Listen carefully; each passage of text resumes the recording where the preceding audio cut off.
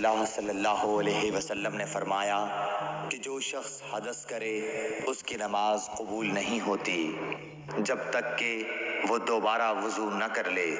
حضرموت کے ایک شخص نے پوچھا کہ اے ابو ہریرہ، حدث ہونا کیا ہے؟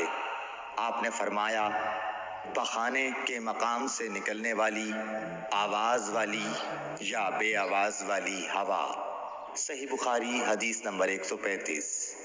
اللہ صلی اللہ علیہ وآلہ وسلم نے فرمایا کہ میری امت کے لوگ وضو کے نشانات کی وجہ سے قیامت کے دن سفید پیشانی اور سفید ہاتھ پاؤں والوں کی شکل میں بلائے جائیں گے، تو تم میں سے جو کوئی اپنی چمک بڑھانا چاہتا ہے تو وہ بڑھا لے، یعنی وضو اچھی طرح کر لے۔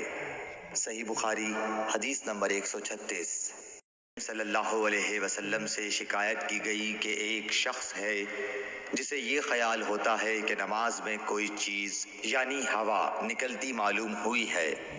آپ صلی اللہ علیہ وسلم نے فرمایا کہ نماز سے نہ پھرے یا نہ مڑے جب تک آواز نہ سنے یا بو نہ پائے۔ صحیح بخاری حدیث نمبر 137۔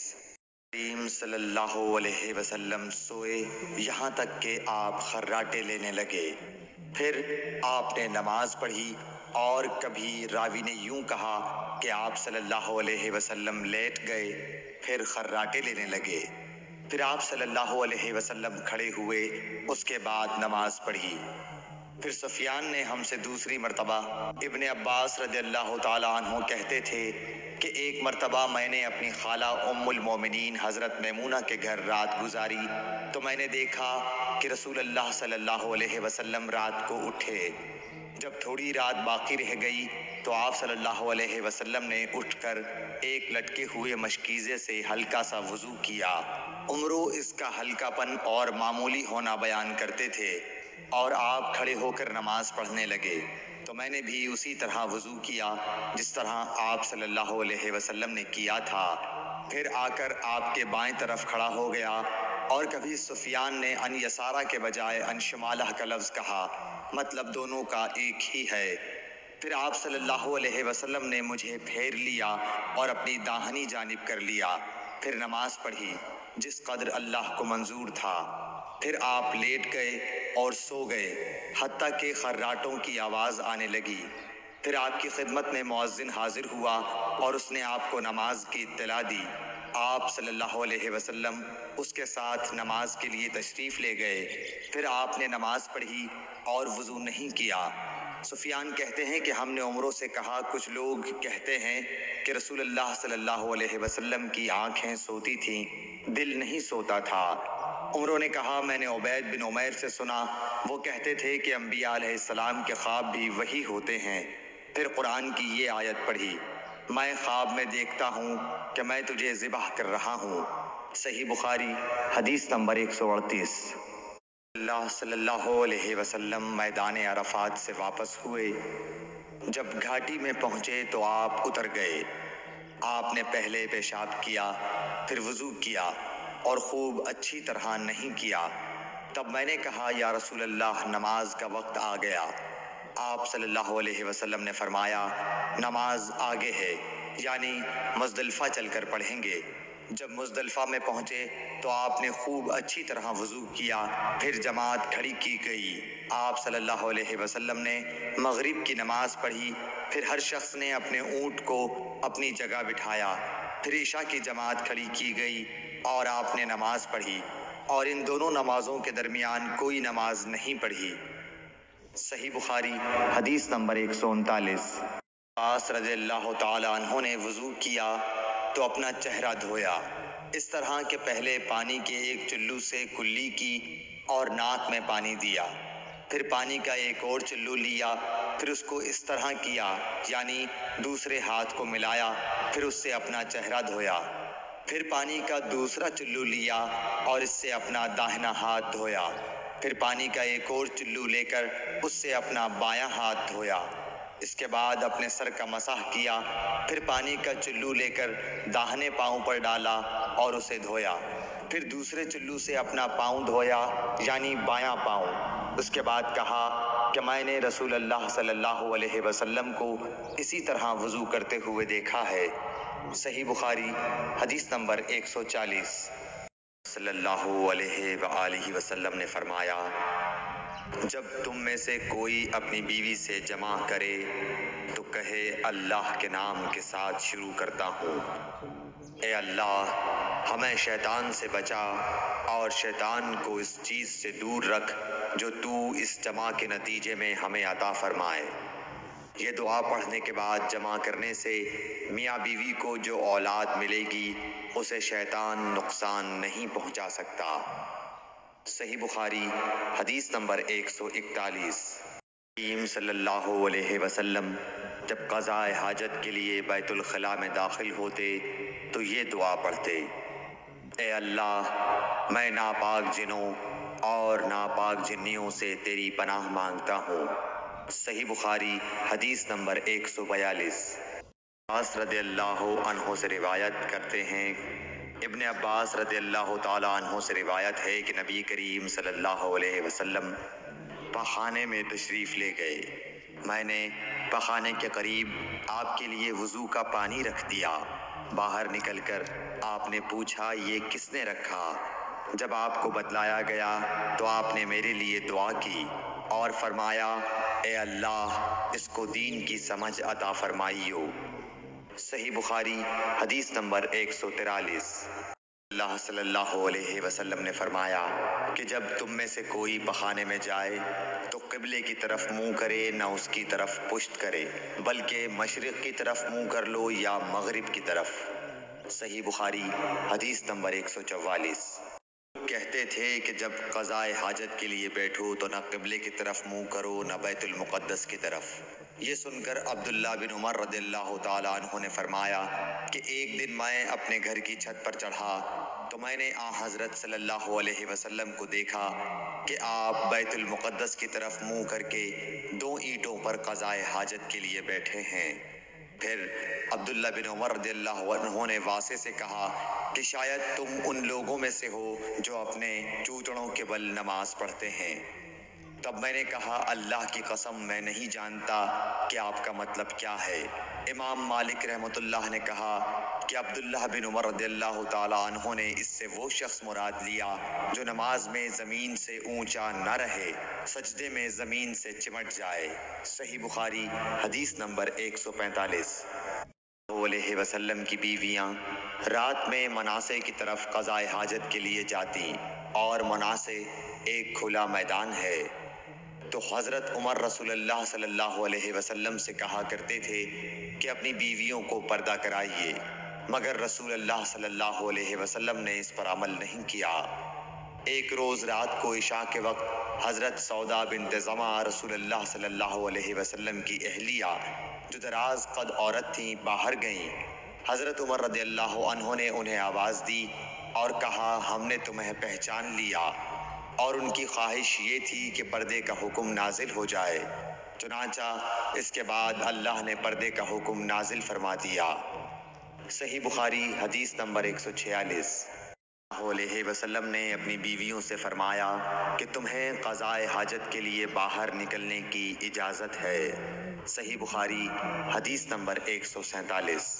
بن عمر رضی اللہ تعالیٰ عنہ فرماتے ہیں کہ ایک دن میں اپنی بہن اور رسول اللہ صلی اللہ علیہ وسلم کی اہلیہ محترمہ حفصہ کے مکان کی چھت پر اپنی کسی ضرورت سے چڑھا تو مجھے رسول اللہ صلی اللہ علیہ وسلم قضاء حاجت کرتے وقت قبلے کی طرف پشت اور شام کی طرف منہ کیے ہوئے نظر آئے۔ صحیح بخاری حدیث نمبر 148۔ عمر رضی اللہ تعالیٰ عنہ نے خبر دی، وہ کہتے ہیں کہ ایک دن میں اپنے گھر کی چھت پر چڑھا تو مجھے رسول اللہ صلی اللہ علیہ وسلم 2 اینٹوں پر قضاء حاجت کے وقت بیت المقدس کی طرف منہ کیے ہوئے نظر آئے۔ صحیح بخاری حدیث نمبر 149۔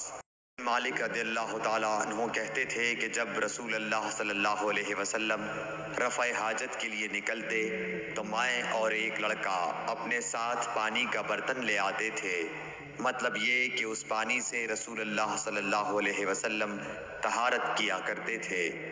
صحیح بخاری حدیث نمبر 150۔ मालिक कहते थे कि रसूल अल्लाह सल्लल्लाहु अलैहि वसल्लम पखाने में जाते तो मैं और एक लड़का पानी का बर्तन और नेज़ा लेकर चलते थे। पानी से आप तहारत करते थे। सही बुखारी हदीस नंबर 152। अल्लाह सल्लल्लाहु अलैहि वसल्लम ने फरमाया, जब तुम में से कोई पानी पिए तो बर्तन में सांस न ले, और जब पखाने में जाए तो अपनी शर्मगाह को दाहिने हाथ से न छुए और न दाहिने हाथ से संजा करे। सही बुखारी हदीस नंबर 153। नबी सल्लल्लाहु अलैहि वसल्लम ने फरमाया, जब तुम में से कोई पेशाब करे तो अपना वुज़ू अपने दाहिने हाथ से न पकड़े, न दाहिने से तहारत करे, न पानी पीते वक्त बर्तन में सांस ले। सही बुखारी हदीस नंबर 154। हुरैरा कहते हैं कि रसूल करीम सल्लल्लाहु अलैहि वसल्लम एक मर्तबा रफ़े हाजत के लिए तशरीफ़ ले गए। आपकी आदत मुबारका थी कि आप चलते वक्त इधर उधर नहीं देखा करते थे, तो मैं भी आपके पीछे आपके करीब पहुंच गया। मुझे देखकर आपने फरमाया कि मुझे पत्थर ढूंढ दो ताकि मैं उनसे पाकी हासिल करूं, या इसी जैसा कोई लफ्ज़ फरमाया, और फरमाया कि हड्डी और गोबर न लाना। चुनाचा मैं अपने दामन में पत्थर भरकर आपके पास ले गया और आपके पहलू में रख दिए और आपके पास से हट गया। जब आप क़ज़ाए हाजत से फारिग हुए तो आपने पत्थरों से इस्तंजा किया। सही बुखारी हदीस नंबर 155। मसूद रज़ियल्लाहु ताला अन्हु कहते थे कि नबी करीम सल्लल्लाहु अलैहि वसल्लम रफ़े हाजत के लिए गए तो आपने मुझे फरमाया कि मैं 3 पत्थर तलाश करके आपके पास लाऊं, लेकिन मुझे 2 पत्थर मिले, तीसरा ढूंढा मगर मिल न सका। तो मैंने खुश्क गोबर उठा लिया, उसको लेकर आपके पास आ गया। आपने पत्थर तो ले लिए मगर गोबर फेंक दिया और फरमाया, ये खुद नापाक है। सही बुखारी हदीस नंबर 156। आस रज़ियल्लाहु ताला अन्हु कहते हैं कि रसूल अल्लाह सल्लल्लाहु अलैहि वसल्लम ने वुज़ू में हर उज़ू को एक एक मर्तबा धोया। सही बुखारी हदीस नंबर 157। बिन ज़ैद रज़ियल्लाहु ताला अन्हु बयान करते हैं कि नबी करीम सल्लल्लाहु अलैहि वसल्लम ने वुज़ू में आज़ा को 2-2 बार धोया। सही बुखारी हदीस नंबर 158। उस्मान बिन अफ़्फ़ान रज़ियल्लाहु ताला अन्हु ने पानी का बर्तन मांगा और लेकर पहले अपनी हथेलियों पर 3 मरतबा पानी डाला, फिर उन्हें धोया। इसके बाद अपना दाहिना हाथ बर्तन में डाला और पानी लेकर कुल्ली की और नाक साफ की। फिर 3 बार अपना चेहरा धोया और कोहनियों तक 3 बार दोनों हाथ धोए। फिर अपने सर का मसाह किया। फिर पानी लेकर टखनों तक 3 मरतबा अपने दोनों पाँव धोए। फिर कहा कि रसूल अल्लाह सल्लल्लाहु अलैहि वसल्लम ने फरमाया है कि जो शख्स मेरी तरह ऐसा वुज़ू करे फिर 2 रकात पढ़े जिसमें अपने नफ्स से कोई बात न करे तो उसके गुज़िश्ता गुनाह माफ़ कर दिए जाते हैं। सही बुखारी हदीस नंबर 159। सल्लल्लाहु अलैहि वसल्लम फरमाते हैं कि जब भी कोई शख्स अच्छी तरह वुज़ू करता है और खुलूस के साथ नमाज पढ़ता है तो उसके एक नमाज से दूसरी नमाज पढ़ने तक के गुनाह माफ़ कर दिए जाते हैं। सही बुखारी हदीस नंबर 160। नबी सल्लल्लाहु अलैहि वसल्लम ने फरमाया, जो शख्स वुज़ू करे उसे चाहिए कि नाक साफ करे, और जो पत्थर से इस्तंजा करे उसे चाहिए कि ताक अदद यानी 1, 3 या 5 ही से करे। सही बुखारी हदीस नंबर 161। अल्लाह सल्लल्लाहु अलैहि वसल्लम ने फरमाया कि जब तुम में से कोई वुज़ू करे तो उसे चाहिए कि अपनी नाक में पानी दे, फिर उसे साफ करे, और जो शख्स पत्थरों से इस्तंजा करे उसे चाहिए कि बेजोड़ अदद यानी 1 या 3 से इस्तंजा करे। और जब तुम में से कोई सोकर उठे तो वुज़ू के पानी में हाथ डालने से पहले इसे धो ले, क्योंकि तुम में से कोई नहीं जानता कि रात को उसका हाथ कहाँ रहा है। सही बुखारी हदीस नंबर 162। बिन उमर रज़ियल्लाहु ताला अन्हु कहते हैं कि एक मर्तबा रसूल अल्लाह सल्लल्लाहु अलैहि वसल्लम एक सफ़र में हमसे पीछे रह गए। फिर थोड़ी देर बाद आप सल्लल्लाहु अलैहि वसल्लम ने हमको पा लिया। اور عصر کا وقت آ پہنچا تھا۔ ہم وضو کرنے لگے اور اچھی طرح پاؤں دھونے کے بجائے جلدی میں ہم پاؤں پر مسح کرنے لگے۔ آپ صلی اللہ علیہ وسلم نے فرمایا، ایڑیوں کے لیے آگ کا عذاب ہے۔ 2 مرتبہ یا 3 مرتبہ فرمایا۔ صحیح بخاری حدیث نمبر 163۔ عثمان رضی اللہ تعالی عنہ نے وضو کا پانی منگوایا اور اپنے دونوں ہاتھوں پر برتن سے پانی لے کر ڈالا، پھر دونوں ہاتھوں کو 3 دفعہ دھویا، پھر اپنا داہنا ہاتھ وضو کے پانی میں ڈالا، پھر کلی کی، پھر ناک میں پانی دیا، پھر ناک صاف کی، پھر 3 دفعہ اپنا منہ دھویا اور کوہنیوں تک 3 دفعہ ہاتھ دھوئے، پھر اپنے سر کا مسح کیا، پھر ہر ایک پاؤں 3 دفعہ دھویا، پھر فرمایا، میں نے رسول اللہ صلی اللہ علیہ وسلم کو دیکھا کہ آپ میرے اس وضو جیسا وضو فرمایا کرتے تھے، اور آپ صلی اللہ علیہ وسلم نے فرمایا کہ جو شخص میرے اس وضو جیسا وضو کرے اور حضور قلب سے 2 رکعت پڑھے، جس میں اپنے دل سے باتیں نہ کرے، تو اللہ تعالیٰ اس کے پچھلے گناہ معاف کر دیتا ہے۔ صحیح بخاری حدیث نمبر 164۔